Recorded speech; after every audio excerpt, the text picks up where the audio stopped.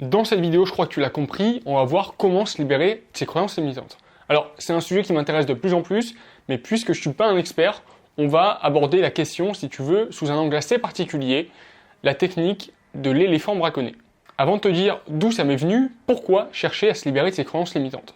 Personnellement, j'ai un objectif en ce moment, c'est de faire de ce projet, de cette chaîne YouTube, de mon compte Instagram, un vrai business. Ça fait pas mal de temps que je bosse dessus et je me suis rendu compte que peu importe à quel point je travaille, peu importe mes efforts, il y a quelque chose qui bloque. J'avais comme une impression bizarre, comme si en fait je nageais vers mon objectif, mais que j'étais à contre-courant. Alors tu te reconnais peut-être dans cette situation où tu fournis beaucoup d'efforts et tu n'obtiens pas les résultats en conséquence. Et voilà, ce courant qui va contre nous et nos efforts, ce sont nos croyances.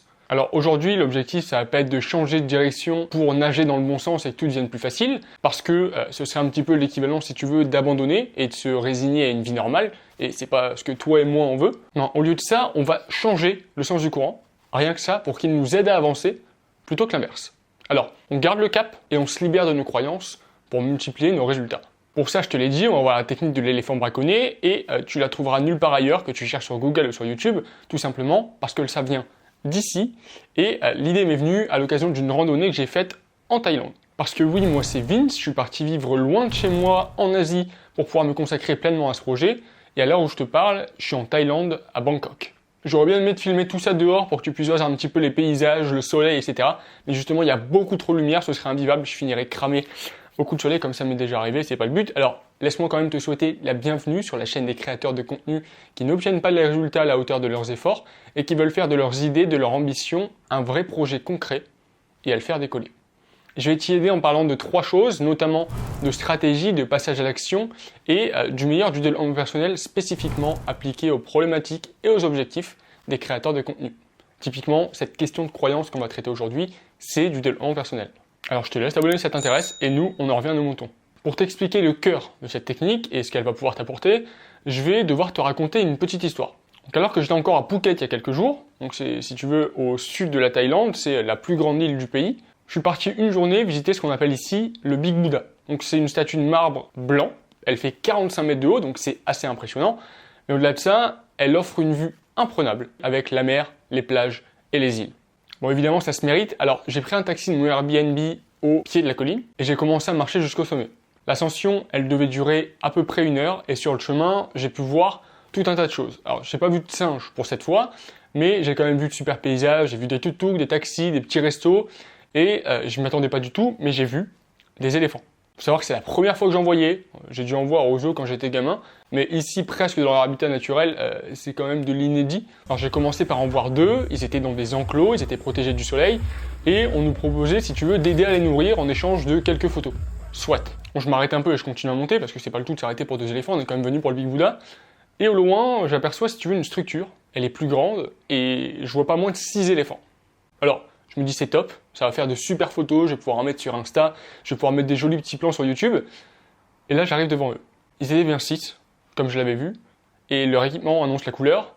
Ils sont là pour emmener les touristes en balade. Donc déjà, je sais que c'est pas hyper bon pour eux, mais c'est pas tout. En regardant de plus près, je vois le détail qui va nous intéresser.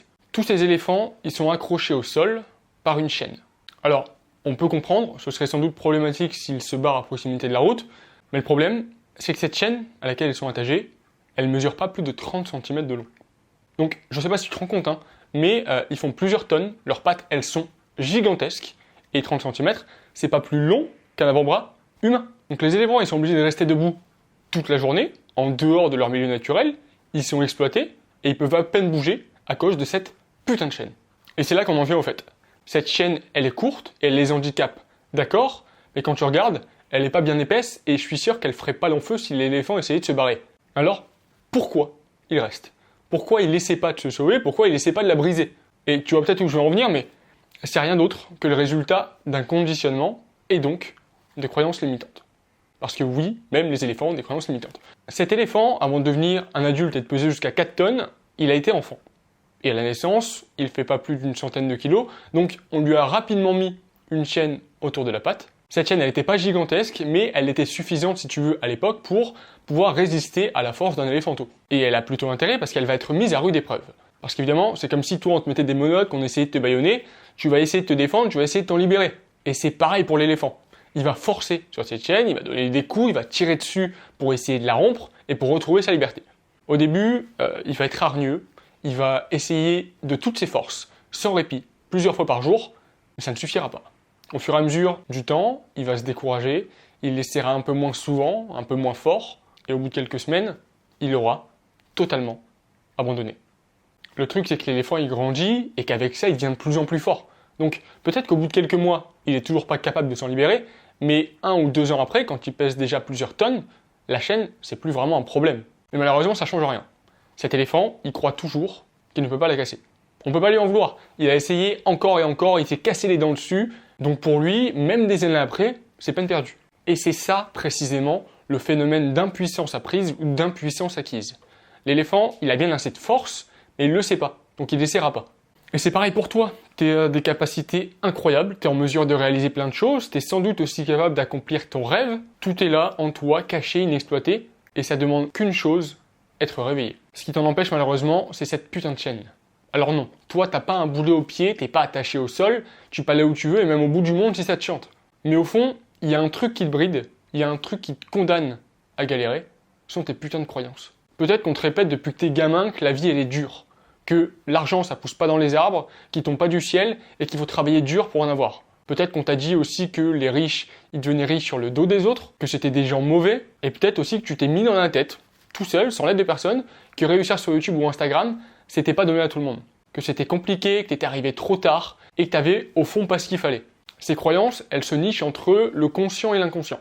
Au fond, tu sais bien que les riches s'enrichissent pas tout sur le dos des autres, tu sais bien qu'il est encore possible de réussir en tant que créateur, parce que tu vois tous les jours des gens qui se lancent et qui finissent par y arriver, mais au fond, t'agis comme si ces croyances limitantes, elles étaient vraies.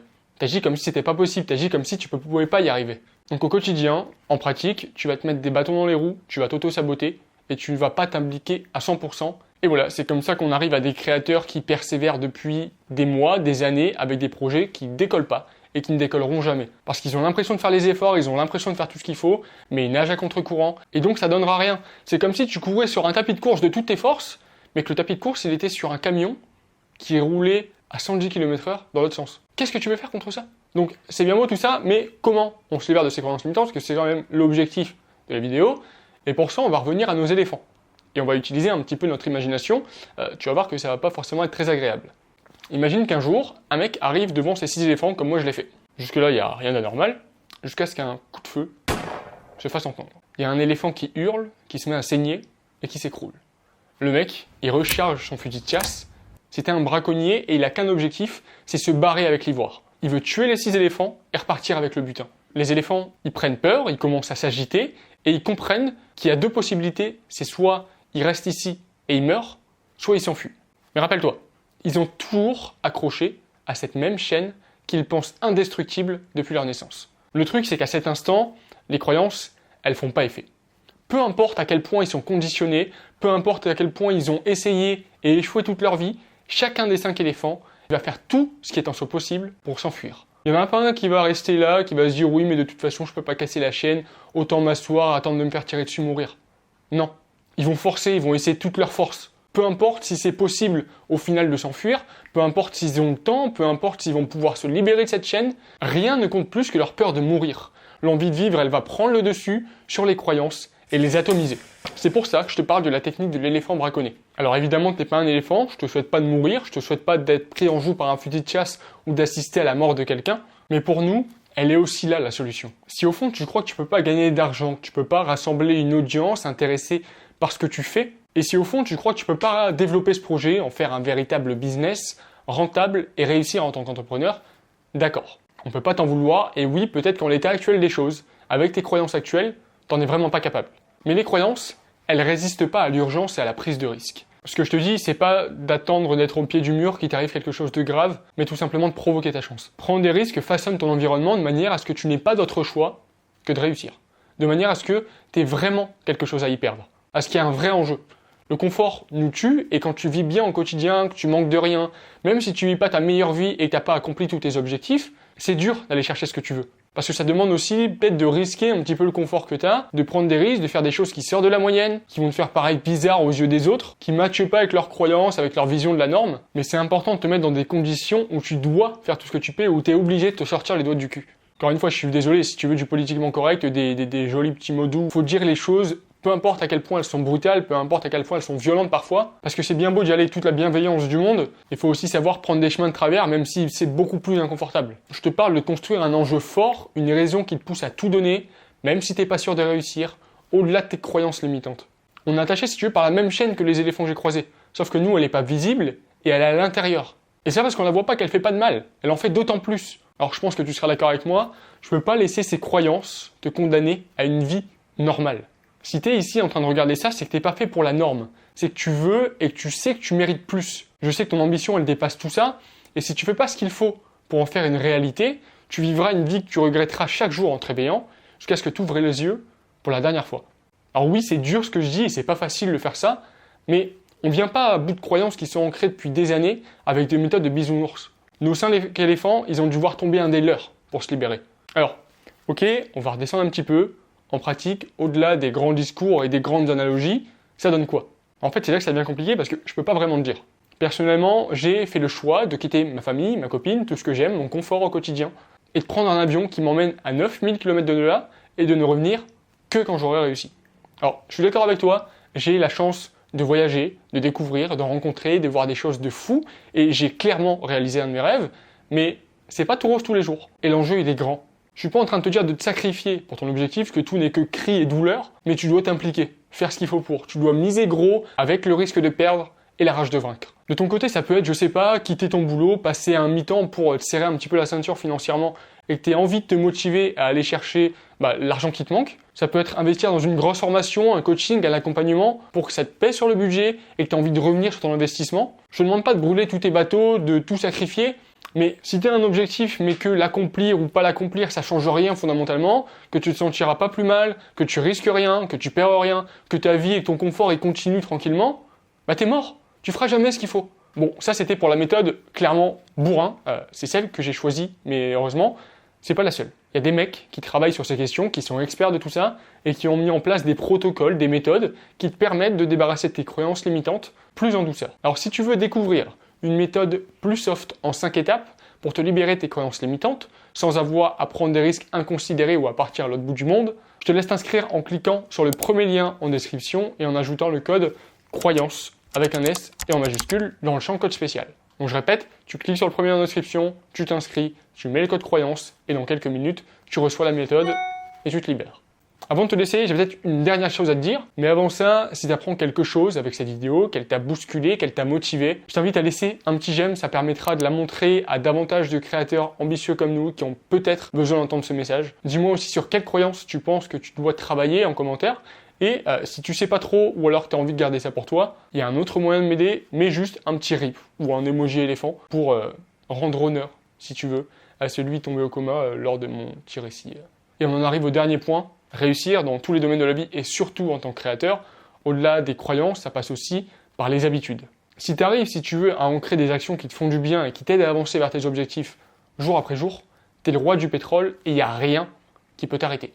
Alors j'ai aucune idée si tu as déjà adopté quelques habitudes qui t'aident au quotidien ou alors si tu galères à les tenir, mais si toi aussi tu veux vivre de ton projet cette année, je t'ai justement préparé une liste de 11 habitudes aussi simples qu'efficaces qui t'aideront à décoller à coup sûr pour l'année qui vient. Le tout évidemment dans une vidéo qui a beaucoup plu avec un top 3 depuis sa publication sur la chaîne et je te laisse découvrir ça juste ici. Oh c'est une vidéo toutes les 2 semaines, tu trouves ça léger, je publie 3 posts par semaine sur Instagram pour t'aider à faire de tes idées un projet concret et à le faire décoller. C'est aussi le meilleur endroit pour suivre les périples de mon voyage, @c.vincecaron, lien en description, on se voit là-bas. C'était Vince, n'oublie pas de te développer d'abord en tant que personne si tu veux faire décoller ton business. Salut!